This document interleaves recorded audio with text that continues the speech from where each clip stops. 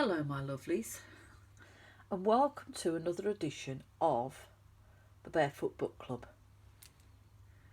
So this is the book I've been reading for the last 3 weeks while I've been backwards and forwards to work on the bus, and it's been quite an interesting journey because as I've sort of got on the bus to get into town, or got on the bus to get to my place of work, and I've sat down and got settled and I've pulled this book out of my bag and the looks I get from people, you can see them sort of slightly tilting their head to try and see what it is I'm reading. Or I had a person behind me, and I could feel them moving around behind me, and I could feel them shifting so that they could try and sort of peer over my shoulder and see what it was I was reading.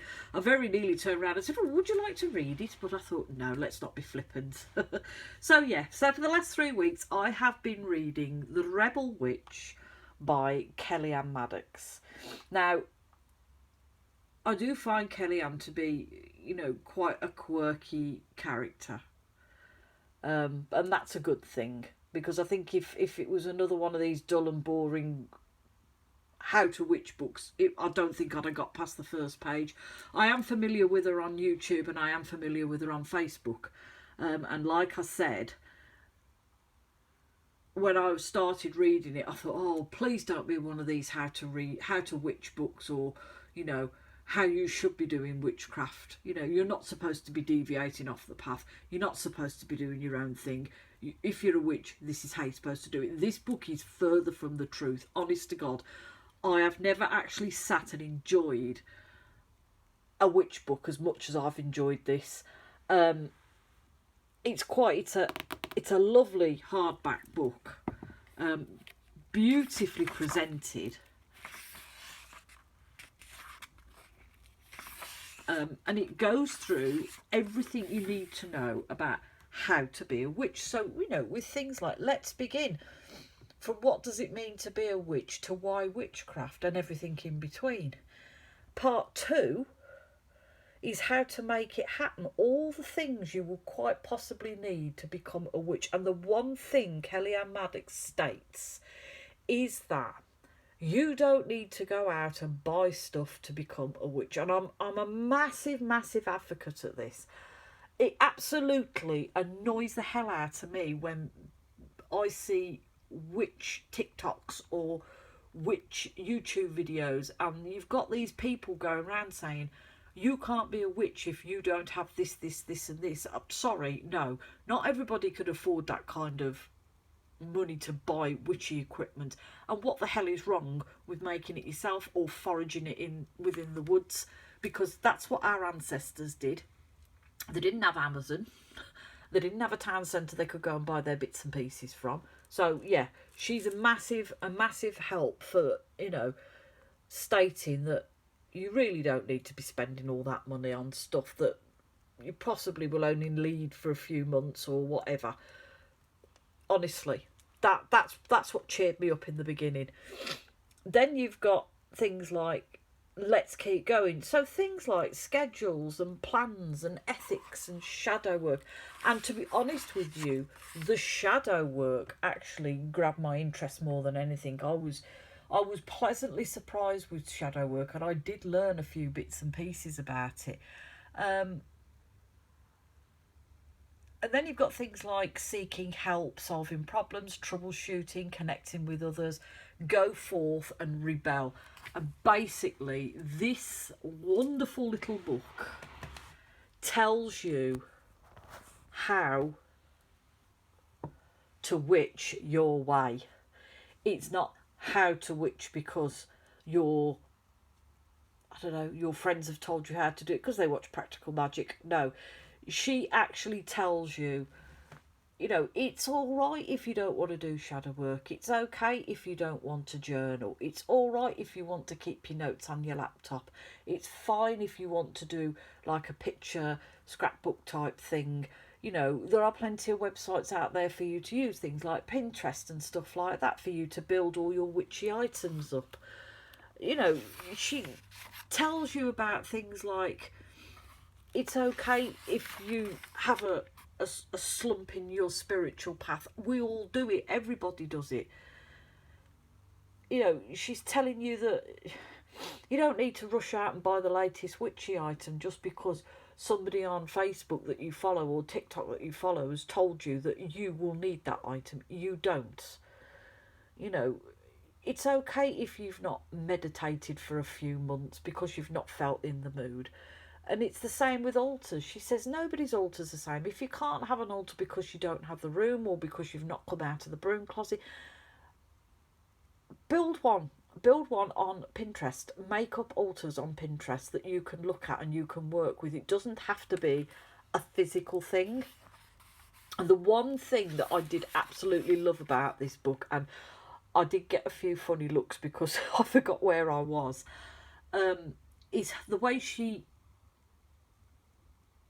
writes in the book. It's like you've got a friend speaking to you, so she'll come and she'll say, oh, come on, sugar plums, pull yourself together, have a word, you're all right, my little chickadee, now let's not worry about this. It's like you're sat there talking to her and she's giving you the help that you need, or answering a question that that you're not quite sure about.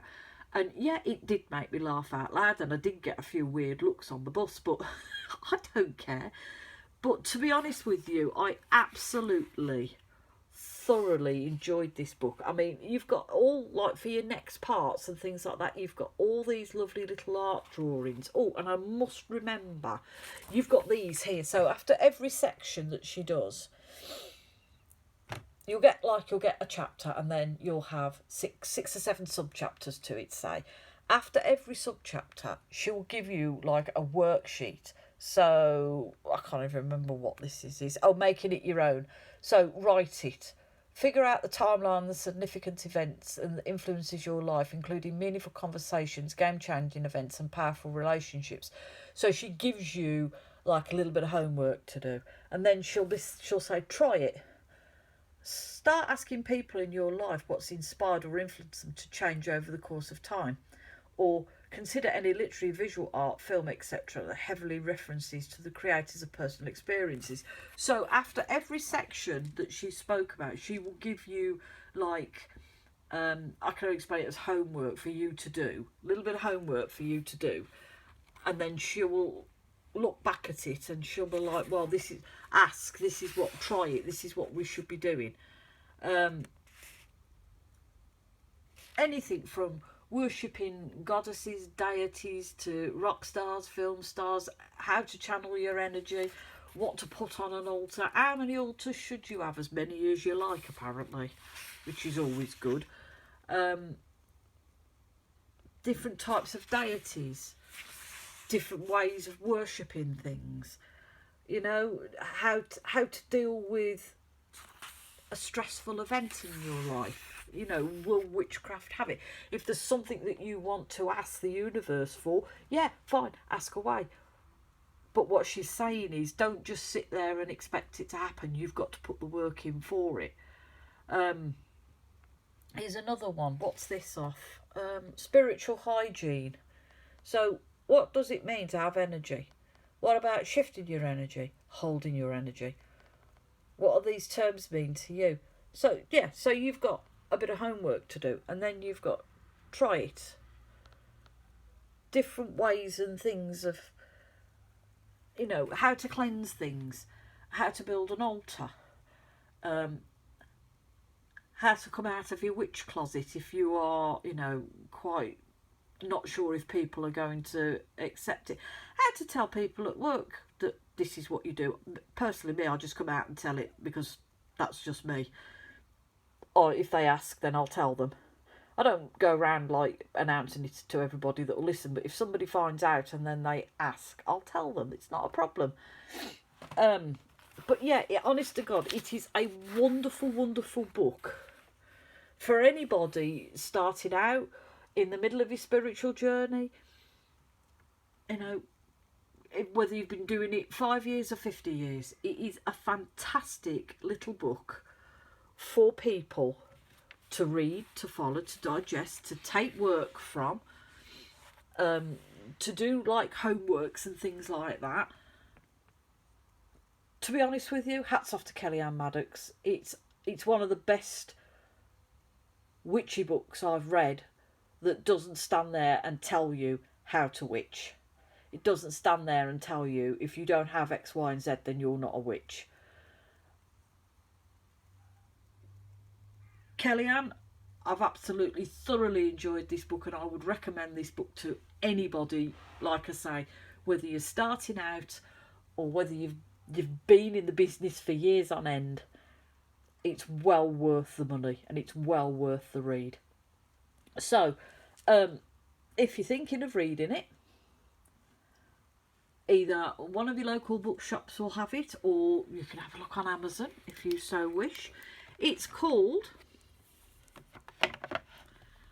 Rebel Witch, Carve the Craft That's Yours Alone by Kellyanne MADDOX.